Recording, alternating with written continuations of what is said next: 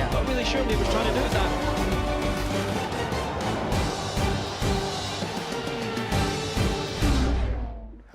Hello there, and welcome to the F1 Weekend Debrief, where Jolyon Palmer and I are reflecting on an eventful Japanese Grand Prix. Bit of a jump start there. I think you got away with it.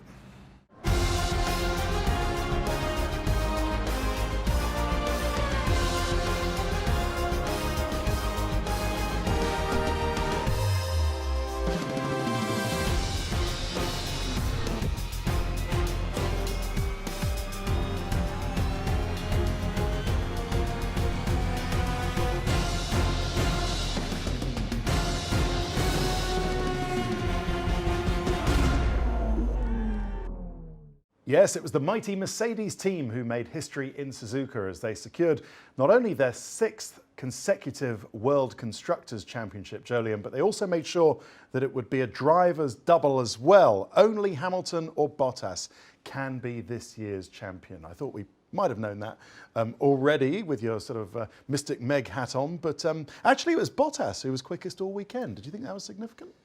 I don't think it's massively significant because, as you say, the championship's been Mercedes since about France time. But it was good from Bottas, really strong. You're right, all weekend through practice he was there, out-qualified Lewis, got a brilliant start and never really looked back. 6 in a row. It's amazing from Mercedes, isn't it? How do they do it? A bit of everything. They've got a very stable team. They've got a very good team.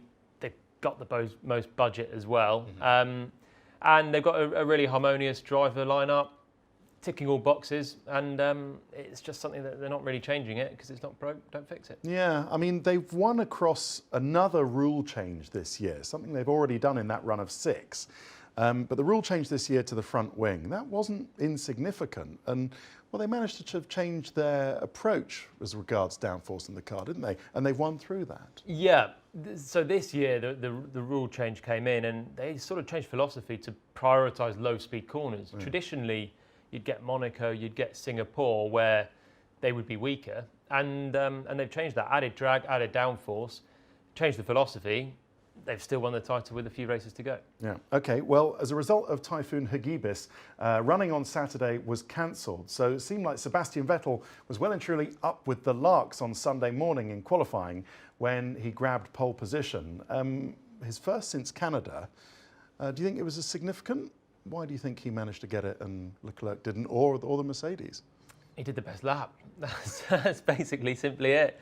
It was tight, but Seb's always great around Suzuka. He says it's his favourite circuit. And it's one of those tracks that you can really just feel it as a driver. You turn up and you just get in the rhythm from the word go. Of course, there was no Saturday, so everyone's rhythm was disrupted. But he was good, basically. Ferrari were strong, locked out the front row. The times were close, but I feel it's an important one for Seb because remember Singapore, he looked like he had pole in the bag and then didn't improve and he was shuffled down to 3rd place.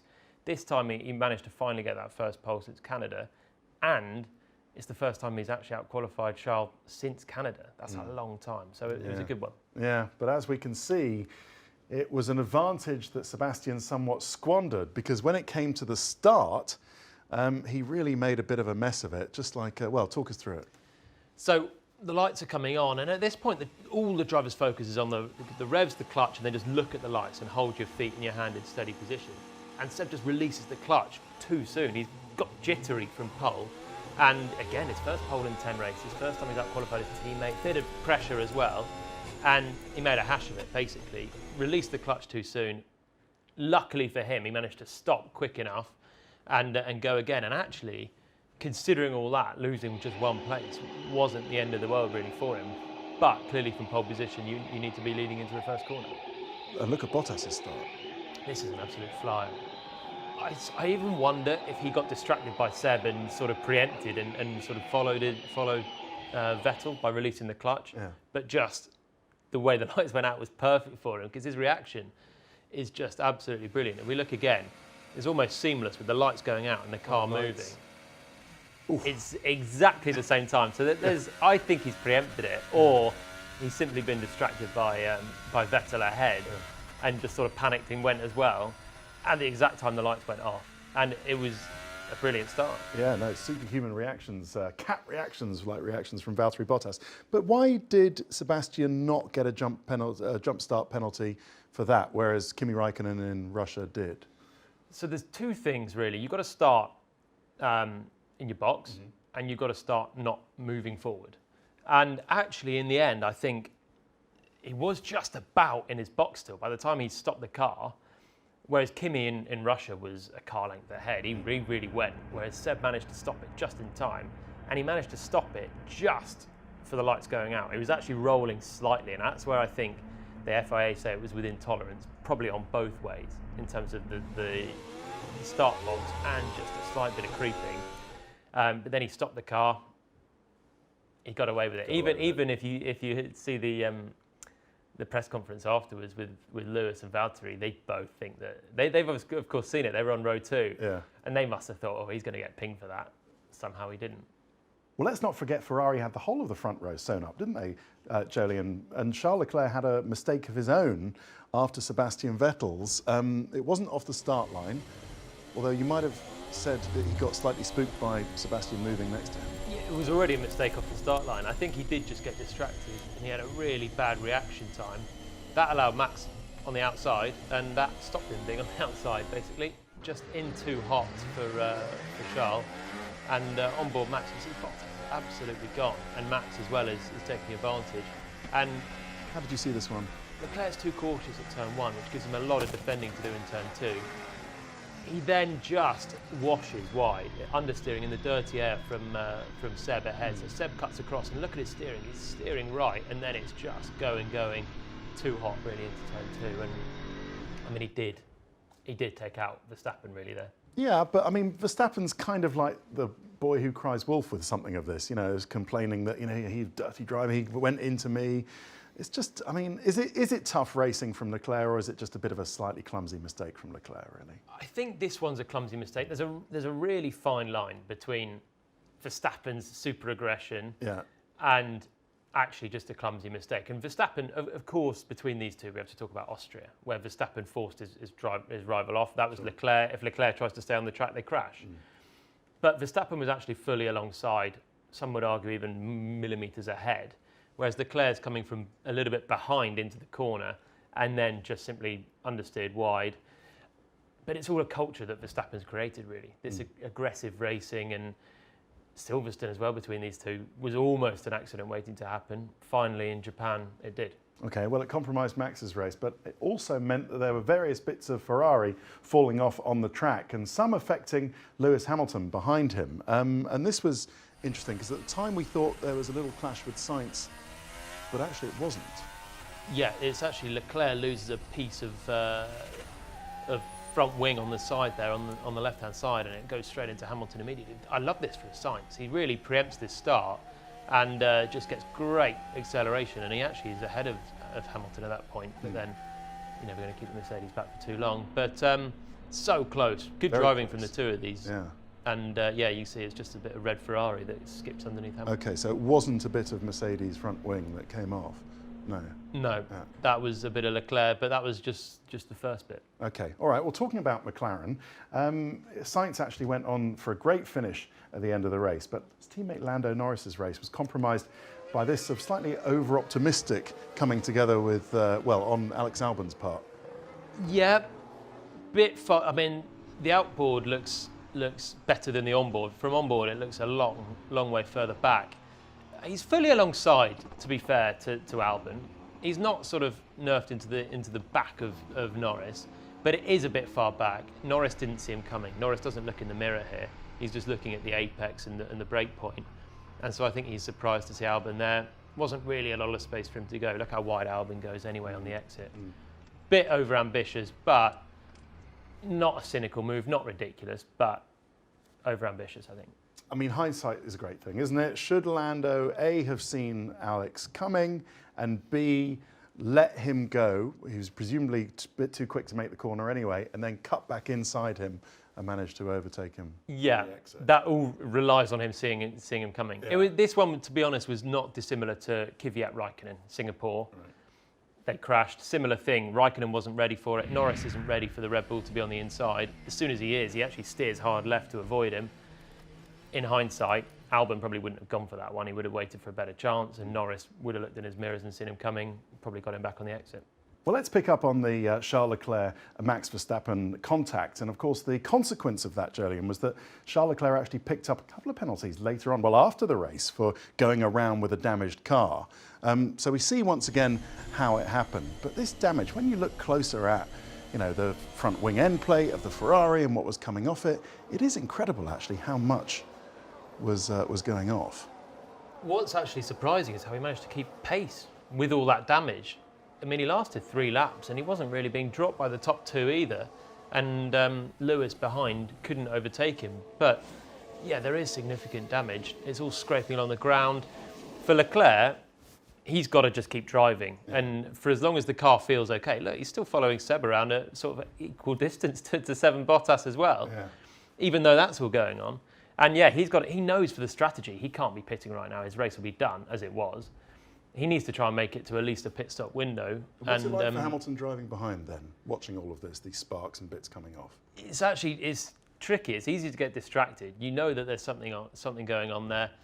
You know that he's got damage to his car and you should be quicker. You need to pass him, but you're wary about what's going to happen as well. And you can just see from Hamilton, he would have been able to see that front wing scraping the ground.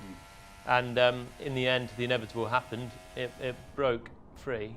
And it was so close. Watch the right-hand wing mirror of Hamilton. This is incredible. Bang. It's taking it clean off.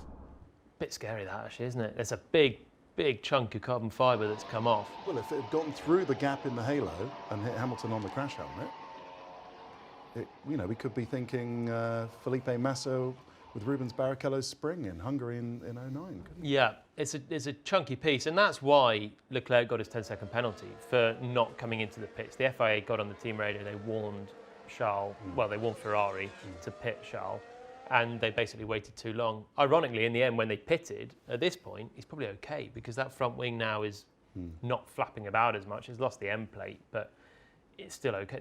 The unsafe bit has already come loose and off. Yeah, well, understandably, both Leclerc and Hamilton had pretty differing views on it over team radio. How he's not been given a warning flag, I don't know. We need to box this lap box. Copy box, but just to let you know, the car doesn't feel that bad. I know it probably looks bad, but the car is quite okay. Yeah, so fractious stuff. And it was pretty scary as well after Leclerc's pit stop, Jolyon, when he was going round. And if you take a look at the left-hand mirror here, when do we think this was weakened? I mean, it can have only been from the start. It's still surprising because I don't understand how that exact part, the wing mirror, is just attached to the sort of cockpit side there. Have you driven one-handed around 130R? Can't say I ever have. I don't know why he bothered.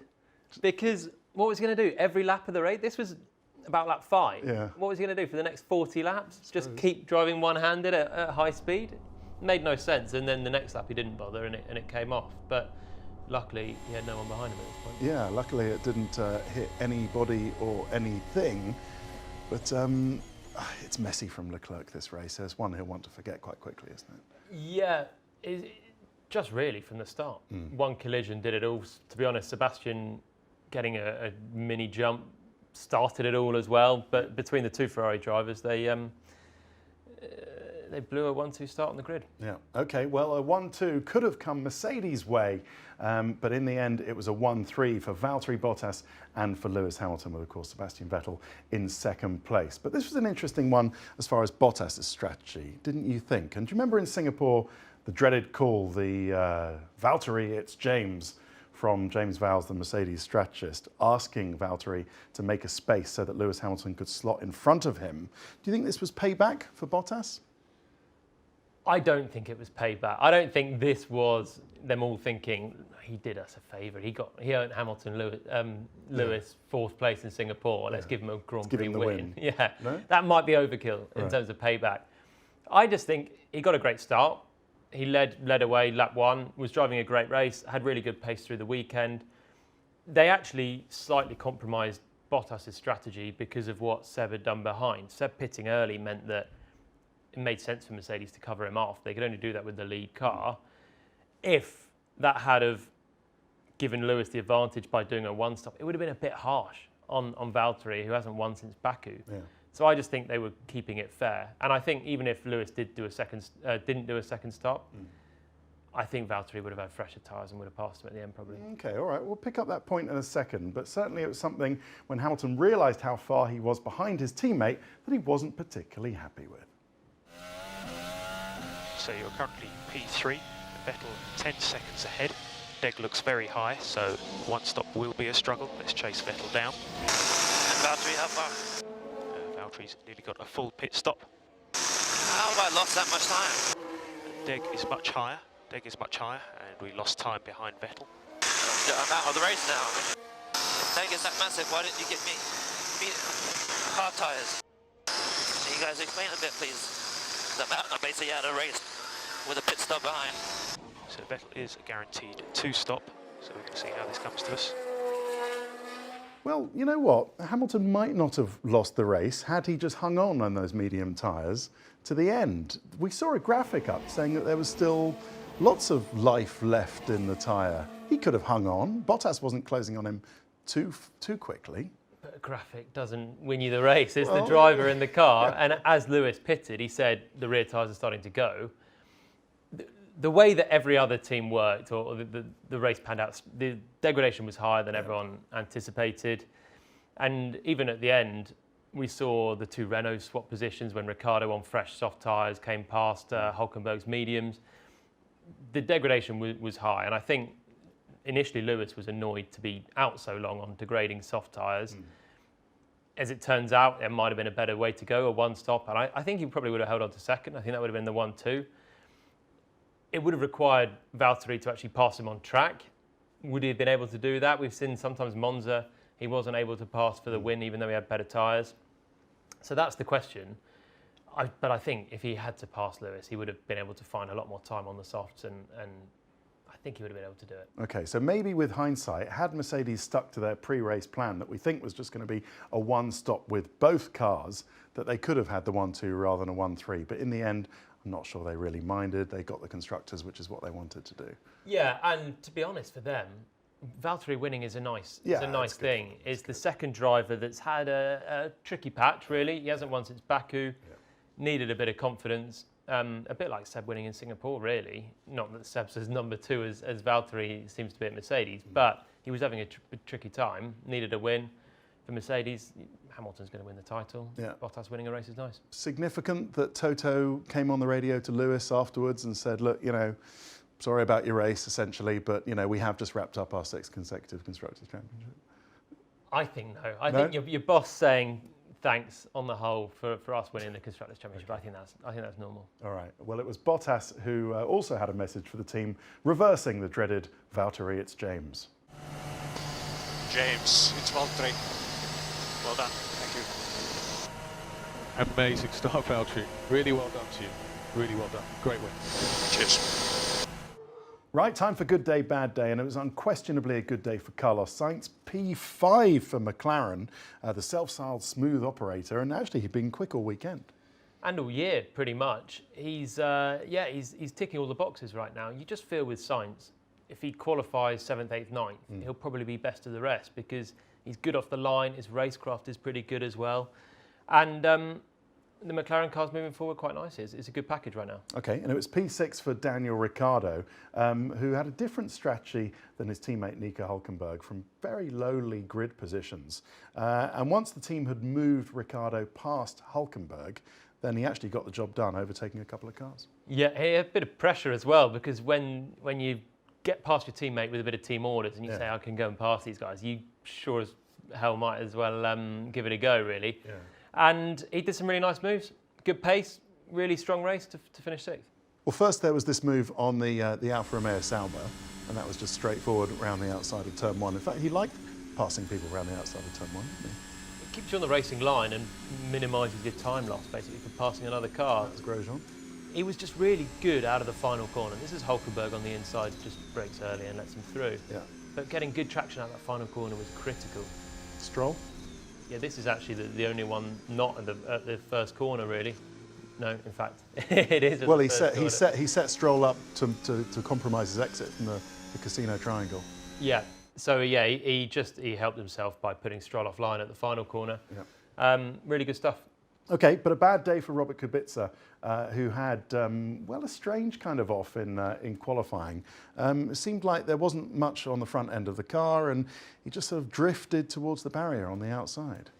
I'd say it just looked really sloppy for Kubica.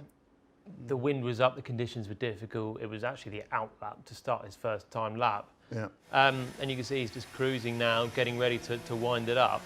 And then the importance of the exit is obviously critical to launch into the flying lap. He just doesn't really turn the wheel much. He doesn't fight the car at the rear. He doesn't fight the car at the front.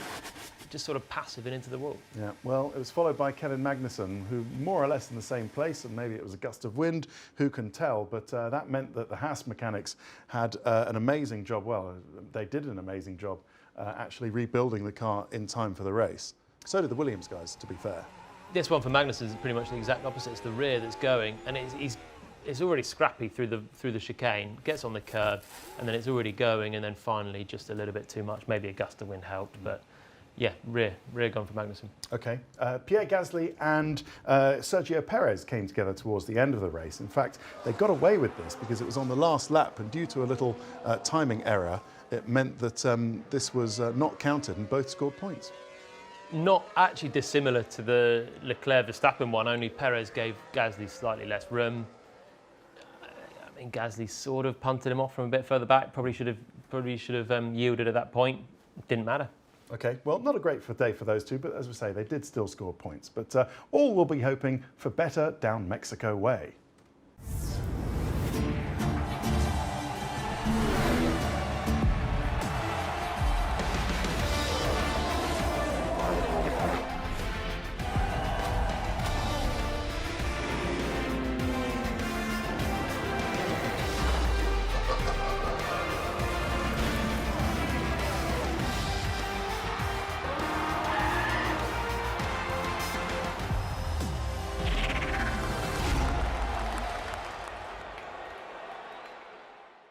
Yeah, the Mexican Grand Prix in Mexico City, always an entertaining race. But Jolien, before we go, in Japan, at the end of the race, there was a protest lodged from the Racing Point team against Renault, talking about, I've got to read this out, an alleged preset distance-dependent brake bias adjustment system, which Racing Point clearly don't think is completely above board, but Renault insists is absolutely within the regulations. What would a preset distance-dependent brake bias adjustment system do, and why would it help? Well, I don't know the full details of this one, but effectively what it would do is set your brake balance differently for different corners without the driver having to do it. Okay. So they'd come out of Degner 2, for example, want to go 5% rearwards on brake balance, so the system would automatically know where the car is on track and do it. Why would it help? Purely to ease the workload of the driver. The driver can do this manually anyway, so it's not an absolute trick. But it just means the driver doesn't have to exit Degner 2, go 10 clicks on an adjuster, and then 10 clicks back on the exit, or it saves another setting that they can use for something else. So it's not a deal breaker for Renault. It's not anything that's going to find even a tenth of a second, really. It just makes their life a bit easier. All right, well, we'll see what happens in future races with that one. But time has beaten us. It's the checkered flag for us. Jolien Palmer, thank you very much for joining us and for your insights. And it's Viva Mexico next, where the crowd is always jumping, not just the starts. Thanks for watching. Bye-bye.